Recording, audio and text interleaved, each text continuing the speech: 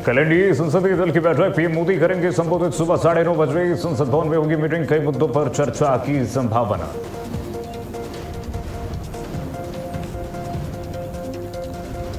लोकसभा में जितेंद्र सिंह ने किया एंटी पेपर लीक बिल पेश। गड़बड़ी करने वालों पर 10 साल तक की सजा का प्रावधान। विपक्ष ने बिल पर मचाया बवाल।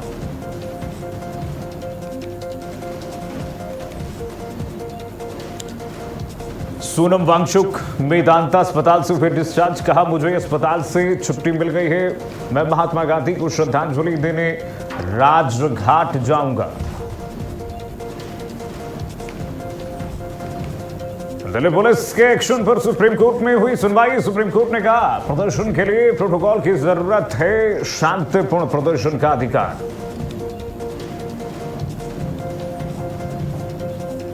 और चढ़ावा चोरी केस में सुप्रीम कोर्ट में आज फिर से सुनवाई। एसआईटी के पुनर्गठन पर यूपी सरकार साफ करेगी रुख।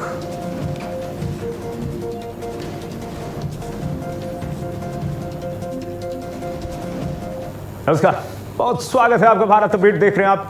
मैं हूं आपके साथ कीर्तिमान सिंह। बुलेटिन शुरुआत करते हैं बड़ी खबर के साथ। लोकसभा की कार्रवाई शाम 5 बजे तक स्थगित हो गई है। शाम 5 बजे तक सरकार और विपक्ष सहमति बनाए, ये स्पीकर ने स्पष्ट संदेश दिया है सदन के पटल से। स्पीकर ओम बिरला ने कहा कि शाम 5 बजे तक का समय है, सरकार और विपक्ष आपस में सहमति बनाए, कैसे इस गतिरोध को रोकना है, किस प्रकार से संसद में जो गतिरोध इस वक्त हो रहा है वो थमेगा। सरकार और विपक्ष दोनों सहमति बनाए इस पर। विपक्ष के हंगामे के कारण दोनों सदन की कार्यवाही स्थगित कर दी गई। पहले राज्यसभा की कार्यवाही स्थगित की गई, उसके बाद लोकसभा की कार्यवाही भी भारी हंगामे के बीच पहले 2 बजे तक के लिए स्थगित की गई, उसके बाद शाम 5 बजे तक स्थगित की गई है। लोकसभा अध्यक्ष ओम बिरला ने कहा है कि दोनों पक्ष और विपक्ष दोनों मिलकर के, चूंकि सदन में सबकी भूमिका जो है महत्वपूर्ण है, ऐसे में विपक्ष और पक्ष दोनों मिलकर के आपस में सहमति बनाएं कि कैसे सदन की कार्यवाही जो है, महत्वपूर्ण कार्यवाही है, इसको सुचारू रूप से चलने दिया जाएगा। लोकसभा की कार्यवाही फिलहाल शाम 5 बजे तक स्थगित कर दी गई है। जो अपडेट हम आपको दे रहे हैं, स्पीकर ओम बिरला की तरफ से स्पष्ट तौर पर यह कहा गया है, कह दिया गया है कि विपक्ष और पक्ष दोनों मिलकर के आपस में जो गतिरोध है उसको खत्म करें, कैसे मॉनसून सत्र सुचारू रूप से चले, इस पर सहमति बनाई जाए। सिर्फ संसद के अंदर, संसद के पटल पर हंगामा नहीं है, संसद के बाहर भी विपक्ष इस वक्त एनडीए इंडिया ब्लॉक आमने सामने दिख रहा है। शाम 5 बजे तक आपको बता दें, जो जानकारी हमें आ रही है कि लोकसभा की कार्यवाही स्थगित हुई है और 3 बजे तक राज्यसभा की कार्यवाही स्थगित कर दी गई है। कुल मिलाकर के अब दोनों सदनों में यह देखना है कि कैसे जो गतिरोध है वो खत्म हो और जो पेपर लीक को लेकर के सरकार एक बिल लाने जा रही है और उस पर कैसे चर्चा होगी, कैसे विपक्ष उसका सहयोग करेगा। और अब इंतजार है देखिए दोनों सदनों की कार्यवाही के शुरू होने की और क्या आगे होने वाला है, इस पर देश की नजर है। इस पर लगातार हम देख रहे हैं कांग्रेस पार्टी की तरफ से अलग अलग मुद्दे उठाए जा रहे हैं।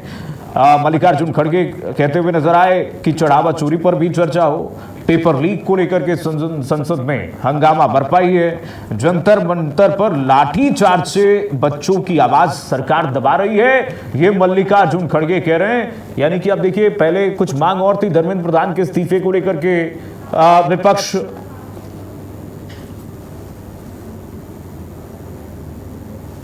विपक्ष के तरफ से यह कहा जा रहा था लगातार कि धर्मेंद्र प्रधान इस्तीफा दें, और अब जो है गोल पोस्ट चेंज करते हुए विपक्ष अब ये कह रहा है कि जो लाठीचार्ज हुआ है, स्टूडेंट्स के ऊपर जो लाठीचार्ज हुआ है दिल्ली में प्रोटेस्ट के दौरान, वो किसकी सहमति से, किसके परमिशन से हुआ है, इसका जवाब सरकार दे। तो अब बीजेपी कह रही है और पक्ष पूरा एनडीए ब्लॉक कह रहा है कि कांग्रेस पार्टी और पूरा विपक्ष जो है इंडिया ब्लॉक, वो गोल पोस्ट चेंज करते हुए सदन की कार्यवाही को सुचारू रूप से चलने नहीं देना चाहता है और इसी वजह से लगातार हंगामा किया जा रहा है। दोनों सदनों की कार्यवाही जो है मॉनसून सत्र के पहले दिन विपक्ष के हंगामे के चलते कार्यवाही नहीं चल पाई है। लोकसभा और राज्यसभा को 6 बार स्थगित करना पड़ा, 6 बार स्थगित करना पड़ा जब से शुरू हुआ है कार्यवाही। सुबह से विपक्षी सांसद नीट पेपर लीक, राम मंदिर चढ़ावा चोरी पर चर्चा की मांग कर रहे थे। कुछ सांसद पोस्टर बैनर लेकर के संसद के अंदर घुस आए। मल्लिकार्जुन खड़गे जो कांग्रेस पार्टी के अध्यक्ष हैं, मल्लिकार्जुन खड़गे ने राज्यसभा में जंतर मंतर पर हुए कॉकरोच जनता पार्टी के प्रदर्शन पर चर्चा की और उसमें अब कांग्रेस पार्टी ये कह रही है कि जो स्टूडेंट्स के ऊपर लाठीचार्ज कराई गई वो किसके परमिशन से हुआ, यह सरकार बताए। इसको लेकर के बर्बरतापुर जो लाठीचार्ज हुआ है उसको लेकर के जवाब दे सरकार। ये अब इसकी मांग करते हुए विपक्ष हंगामा काट रहा है, बवाल काट रहा है। खड़गे ने कहा कि जंतर मंतर पर बच्चे इकट्ठा हुए, उनकी आवाज को दबाया जा रहा है, सरकार ने उन पर लाठीचार्ज किया, इसका जवाब दे सरकार कि आखिरकार किसके परमिशन से लाठीचार्ज हुआ है। और इस पर अब बीजेपी कह रही है कि गोल पोस्ट चेंज किया जा रहा है। आगे बढ़ेंगे। संसद भवन में गृह मंत्री अमित शाह की बैठक जो है वो खत्म हो गई है। बड़ी खबर आपको बता दें, जेपी नड्डा, पीयूष गोयल, किरण रिजिजू बैठक में मौजूद रहे। करीब 1 घंटे तक गृह मंत्री अमित शाह की बैठक हुई है। संसद में गतिरोध खत्म करने पर चर्चा हुई है। सूत्रों के हवाले से जो खबर मिल रही है, संसद में जो गतिरोध इस वक्त देखने को मिल रहा है, सुबह से 6 बार कार्यवाही को स्थगित करनी पड़ी है, उसको लेकर के उसको कैसे खत्म किया जाए, क्योंकि स्पीकर ओम बिरला ने भी यह कह दिया है कि अब पक्ष और विपक्ष को मिलकर के बैठ करके तय करना है कि कैसे गतिरोध को खत्म करना है। अब अमित शाह इस पर चर्चा करते हुए जो जानकारी मिल रही है, जेपी नड्डा थे, पीयूष गोयल थे, किरण रिजिजू संसदीय कार्य मंत्री हैं, वो वहां पर मौजूद थे और करीब 1 घंटे तक गृह मंत्री अमित शाह के साथ चर्चा हुई है। संसद में गतिरोध खत्म करने पर यह चर्चा हुई है। सूत्रों के हवाले से जो खबर मिल रही है, लगातार प्रधानमंत्री नरेंद्र मोदी को आपने देखा होगा किस तरह से पीएम मोदी ने अपील की है कि हमने एक हाई पावर्ड कमेटी बनाई है जो अब पेपर लीक को लेकर के जो उसमें लूप होल्स है उसको उस पर नीति बनाएगी और देश में इसे रोका जाए। जो माफिया हैं, पेपर लीक माफिया हैं, उन पर सख्त से सख्त कार्रवाई हो, इसके लिए हम बिल भी ला रहे हैं, सरकार ये कह रही है। एक और बड़ी खबर, कल एनडीए संसदीय दल की बैठक होगी। कल सुबह 9:30 बजे संसद भवन में बैठक होगी। जो खबर मिल रही है, एनडीए संसदीय दल की बहुत महत्वपूर्ण बैठक है क्योंकि बहुत सारे राजनीतिक घटनाक्रम हुए हैं जो आपने देखा।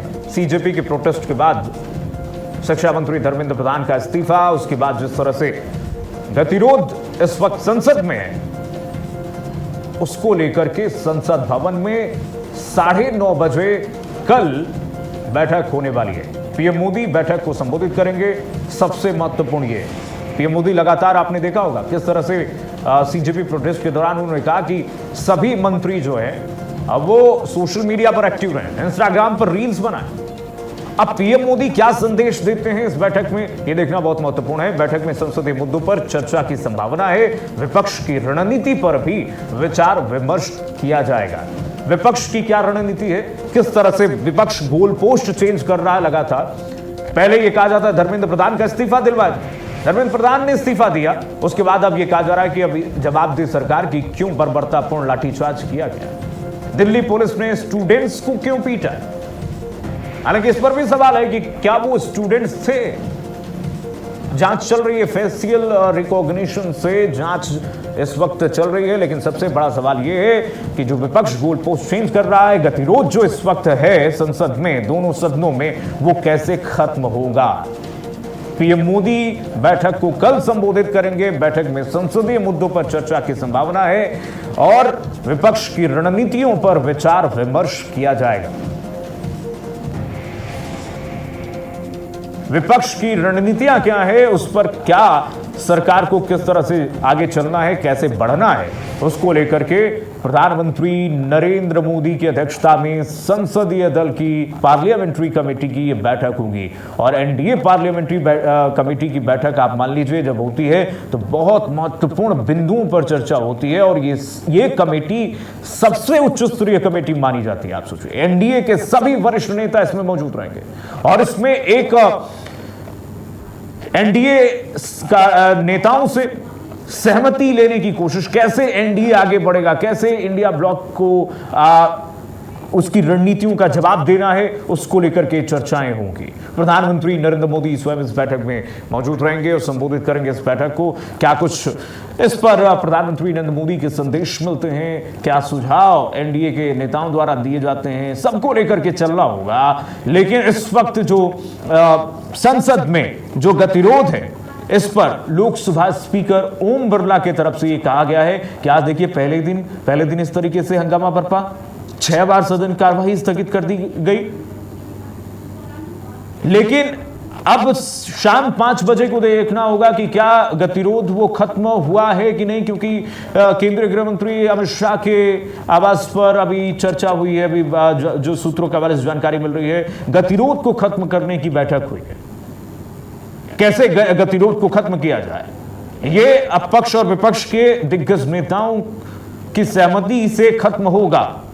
और जो महत्वपूर्ण बिल पर जो सरकार लेकर आई है उस पर चर्चा हो पाएगी कि नहीं, यह देखना भी बहुत महत्वपूर्ण है। बढ़ेंगे आगे। सोनम वांगचुक मेदांता अस्पताल से डिस्चार्ज हो गए हैं। सोनम वांगचुक ने वीडियो जारी करके जानकारी दी है। सोनम वांगचुक कह रहे हैं कि मुझे अस्पताल से छुट्टी मिल गई है, मैं महात्मा गांधी को श्रद्धांजलि देने राजघाट जाऊंगा। सोनम वांगचुक की तरफ से कहा गया है कि मैं अब सबसे पहले अस्पताल से सबसे पहले राजघाट जाऊंगा, महात्मा गांधी को श्रद्धांजलि देने राजघाट जाऊंगा। याद कीजिए सोनम वांगचुक को किस तरह से मेदांता अस्पताल में शिफ्ट किया गया था सुप्रीम कोर्ट के आदेश के बाद, और उसके बाद कोर्ट के आदेश के बाद, और उसके बाद सोनम वांगचुक को उनका हालचाल लेने पहुंचे दोनों केंद्रीय मंत्री जितेंद्र सिंह और जेपी नड्डा ने उनका अनशन तोड़वाया था, जिसके बाद प्रोटेस्ट कॉल ऑफ हुआ है। और अब सोनम वांगचुक ने यह जानकारी दी है आधिकारिक तौर पर अपने सोशल मीडिया हैंडल के माध्यम से एक्स पर कि मैं अब अस्पताल से डिस्चार्ज हो गया हूं, स्वस्थ हूं, और सबसे पहले यहां से अस्पताल से मैं सीधे जाऊंगा राजघाट, महात्मा गांधी, राष्ट्रपिता महात्मा गांधी को श्रद्धांजलि अर्पित करने जाऊंगा, और वहां से लद्दाख के लिए रवाना होंगे। आगे के क्या कार्यक्रम है ये अब सोनम वांगचुक के सोशल मीडिया हैंडल से मिलेगा। लेकिन अभी फिलहाल जो सोनम वांगचुक की तरफ से जानकारी दी गई है कि अस्पताल से डिस्चार्ज हो गए हैं और अभी वो पूरी तरह से स्वस्थ हैं। एक देखिए मैसेज जारी करके किस तरह से उन्होंने जो संदेश दिया है सोशल मीडिया पर, अपने सभी प्रशंसकों, अपने सभी चाहने वालों को एक मैसेज दिया है कि मैं स्वस्थ हूँ, ठीक हूँ, और अब सीधे राष्ट्रपिता महात्मा गांधी को श्रद्धांजलि अर्पित करने जाऊंगा। सुनिए जरा क्या कुछ कहूँ। आज वो दिन आया जब कि मैं इस अस्पताल से डिस्चार्ज हो रहा हूँ, काफ़ी बेहतर महसूस कर रहा हूँ, खा रहा हूँ धीरे धीरे और शरीर में भी जान आ रही है। आज मैं दिन में यहाँ से निकलते हुए और घर लद्दाख वापस जाने से पहले राजघाट पर बापू को श्रद्धांजलि अर्पित करने जाऊँगा। आप लोगों को याद होगा ठीक ऐसे ही मैं जब स्विट्ज़रलैंड से आया था अनशन शुरू करने से पहले, राजघाट से हम श्रद्धांजलि अर्पित करके फिर जंतर मंतर आए थे। आज हम वही दोबारा करेंगे और उसके बाद अपने घर लद्दाख रवाना होंगे। आइए बढ़ेंगे आगे। एक और बड़ी खबर इस बीच आपको बता दें, चढ़ावा चोरी मामले से जुड़ी बड़ी खबर आ गई है। सुप्रीम कोर्ट में फिर से सुनवाई होगी एसआईटी पुनर्गठन पर। यूपी सरकार अपना रुख स्पष्ट करेगी। सुप्रीम कोर्ट में फिर से इसमें सुनवाई होगी एसआईटी के पुनर्गठन पर, स्पेशल इन्वेस्टिगेशन टीम के पुनर्गठन पर यूपी सरकार अपना रुख स्पष्ट करेगी इस मामले में। चढ़ावा चोरी मामले से जुड़ी बड़ी खबर आपको बता दें, उत्तर प्रदेश सरकार की तरफ से जो एसआईटी गठित की गई थी उस पर यूपी सरकार अपना रुख स्पष्ट करेगी। एसआईटी के पुनर्गठन पर यूपी सरकार अपना रुख स्पष्ट करेगी। क्या कुछ दलीलें उत्तर प्रदेश सरकार की तरफ से इसमें दी जाती है, ये देखना बहुत महत्वपूर्ण है। चढ़ावा चोरी मामले में जो बड़ी खबर इस वक्त आपको बता रहे हैं, उत्तर प्रदेश सरकार की तरफ से अपने रुख स्पष्ट किए जाएंगे। यूपी सरकार की तरफ से क्या कुछ कहा जाता है इस मामले में देखना बहुत महत्वपूर्ण है। लेकिन अब कोर्ट में जो दलीलें दी जाएंगी एसआईटी गठन पर, एसआईटी के पुनर्गठन पर, मेंबर्स को लेकर के जो बवाल हुआ था, या फिर जो विपक्ष के द्वारा सवाल उठाए गए थे, उस पर अब सुप्रीम कोर्ट में मामले की सुनवाई होगी। सुनवाई में उत्तर प्रदेश सरकार की तरफ से अपना रुख जो है स्पष्ट किया जाएगा, अपनी दलीलें स्पष्ट की जाएंगी। लेकिन बहुत महत्वपूर्ण मामला ये है, उत्तर प्रदेश सरकार बहुत बखूबी डिफेंड कर रही है। उत्तर प्रदेश सरकार की तरफ से इस मामले में लगातार अपना पक्ष जो है रखा गया है, सार्वजनिक तौर पर भी रखा गया है, कानूनी रूप से भी रखा गया है कि हमने इस पूरी घटना के 15 दिनों के भीतर ही एसआईटी रिपोर्ट पेश की, और जिस तरह से प्रथम दृष्टया हमने दोषियों को जेल के पीछे पहुंचाया, और लगातार अभी जांच जारी ही है, और प्रथम दृष्टया जो रिपोर्ट सामने आई उसमें दूध का दूध पानी का पानी हुआ। उत्तर प्रदेश सरकार ने इस पूरे मामले पर नजर बनाए रखा, और उत्तर प्रदेश सरकार की तरफ से लगातार इस मामले में संवेदनशीलता बरती जा रही है, और इसी को लेकर के अब सुप्रीम कोर्ट में अब सुनवाई होने वाली है। अब यूपी सरकार सुप्रीम कोर्ट में क्या दलीलें रखती हैं, ये देखना बहुत महत्वपूर्ण होगा। आगे बढ़ेंगे।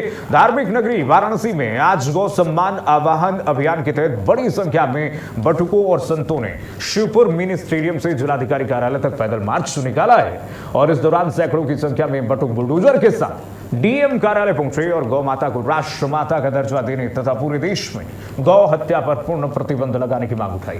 पातालपुरी के महंत बालकदास और अन्नपूर्णा मंदिर के महंत शंकरपुरी के नेतृत्व में निकले इस मार्च में राष्ट्रपति और प्रधानमंत्री नरेंद्र मोदी के नाम जिलाधिकारी के माध्यम से 30 सूत्रीय मांगों का ज्ञापन सौंपा गया।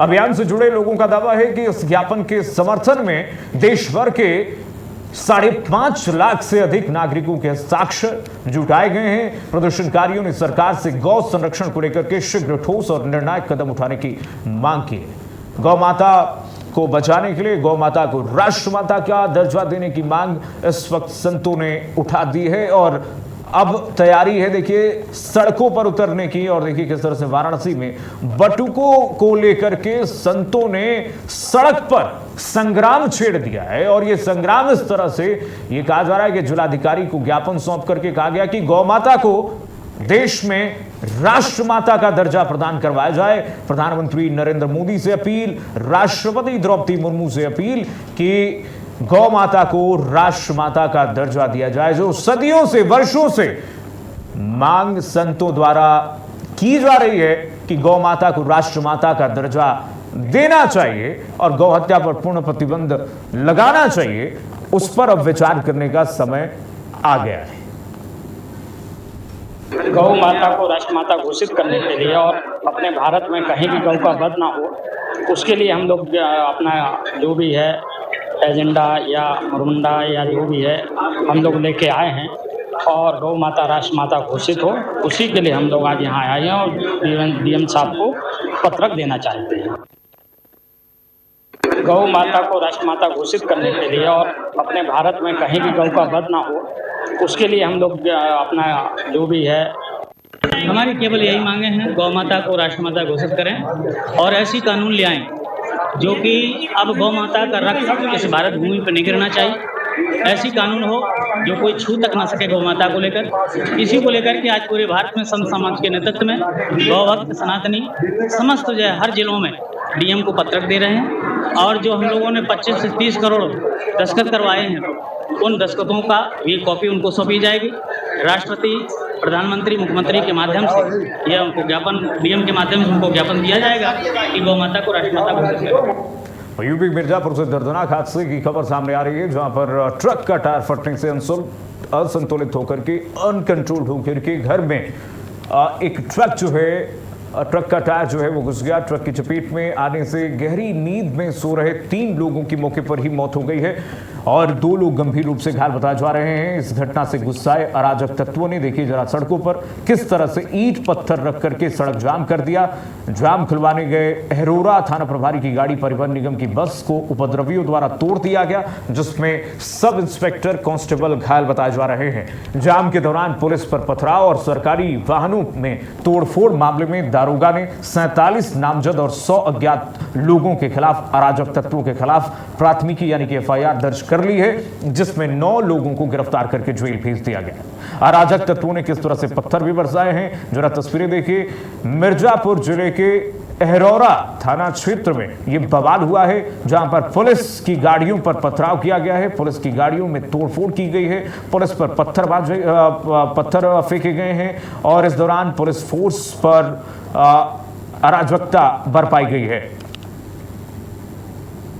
आज दिनांक 16 जुलाई 2026 को समय करीब 3 बजे थाना क्षेत्र अरोरा अंतर्गत ग्राम कुदारन के पास एक ट्रक के टायर फट जाने के कारण अनियंत्रित होकर घर में घुसने से 2 व्यक्ति घायल व 3 अन्य की मृत्यु हो गई थी, जिसमें कि ग्रामीणों के द्वारा व उनके परिवारजन के द्वारा वाराणसी सोनभद्र मार्ग को अवरुद्ध किया गया था। इसमें उप जिलाधिकारी महोदय व मुख्य क्षेत्राधिकारी ऑपरेशन के द्वारा पर्याप्त पुलिस बल के साथ मौके पर जाकर परिवारीजन व आक्रोशित ग्रामीणों को समझा बुझाकर यातायात को सुचारू रूप से चलाया गया है। मौके पर शांति व्यवस्था है। घायलों का इलाज ट्रॉमा सेंटर में चल। और अब खबर यूपी मेरठ से। मेरठ में कांवड़ यात्रा 2026 को लेकर प्रशासन ने व्यापक तैयारियां पूरी कर ली हैं। 30 जुलाई से सावन की शुरुआत के साथ ही लाखों शिव भक्तों के आगमन को देखते हुए सुरक्षा व्यवस्था को हाईटेक बनाया गया है। आसमान से ड्रोन और जमीन पर भारी पुलिस बल के साथ हर प्रमुख मार्ग और चौराहे पर हाईटेक सीसीटीवी कैमरों से 24 घंटे निगरानी रखी जाएगी। प्रशासन ने रूट डायवर्जन प्लान भी तैयार कर लिया है ताकि यातायात सुचारू बना रहे। कांवड़ पटरी पर पर्याप्त प्रकाश व्यवस्था की गई है। वहीं गंग नहर पर किसी भी आपात स्थिति से निपटने के लिए NDRF की टीम और प्रशिक्षित गोताखोरों, ट्रेंड गोताखोरों को तैनात किया गया है। मेरठ पुलिस का कहना है कि श्रद्धालुओं की सुरक्षा और यात्रा को शांतिपूर्ण और व्यवस्थित ढंग से संपन्न कराने के लिए सभी जरूरी इंतजाम पूरे कर लिए गए हैं। इस पूरी तैयारियों को देखते हुए इस पूरी तैयारियों के लिए लगातार मंथन भी किया गया है। तैयारियों को लेकर के SP सिटी विनायक गोपाल भोसले से हमारे संवाददाता अभय शर्मा ने खास बातचीत की है, एक्सक्लूसिव बातचीत की है। आइए सुनाते हैं आपको। कांवड़ यात्रा 2026 की शुरुआत हो चुकी है। ऐसे में पुलिस ने पुख्ता इंतजाम किए गए हैं। CCTV के द्वारा हो या नहर कांवड़ पटरी हो, वहां पर NDRF की टीम हो, गोताखोर हो, क्योंकि इस यात्रा को शांतिपूर्ण ढंग से संपन्न कराने के लिए आज मीटिंग भी है। SP सिटी साहब हमारे साथ हैं, उनसे जानेंगे क्या क्या इंतजाम है सर। देखिए, कांवड़ यात्रा को और कांवड़ जो हमारे श्रद्धालु है, ये पावन श्रावण महीने में जो यहाँ पे हरिद्वार से गंगा जल को लेके अपने अपने गंतव्य स्थान पे जाके भगवान शिव जी को अर्पण करते हैं। ये बहुत पावन त्योहार है और इसी त्योहार में सभी की श्रद्धालुओं की भावनाओं का सम्मान करते हुए माननीय मुख्यमंत्री जी के दिशा निर्देश में जो भी हमें दिशा निर्देश प्राप्त हुए, साथ में उच्च अधिकारियों द्वारा भी लगातार इसमें मीटिंग की जा रही है, जिसमें यातायात का सबसे महत्वपूर्ण है कि यातायात का डाइवर्जन प्लान भी लागू किया गया है और वो 30 तारीख से बहुत प्रभावी रूप से चालू होगा। इसके साथ में इस बार जो है पुलिस बल बहुत अच्छी खासा भारी मात्रा में भी तैनात किया गया है और इसमें सुपर जोन और सेक्टर में अलग अलग इसमें बांटा गया है। 30 तारीख से ये ड्यूटी कल से ही ड्यूटी खड़ी हो जाएगी। 30 तारीख से प्रभावी रूप से आपको ये ड्यूटी दिखाई भी देगी।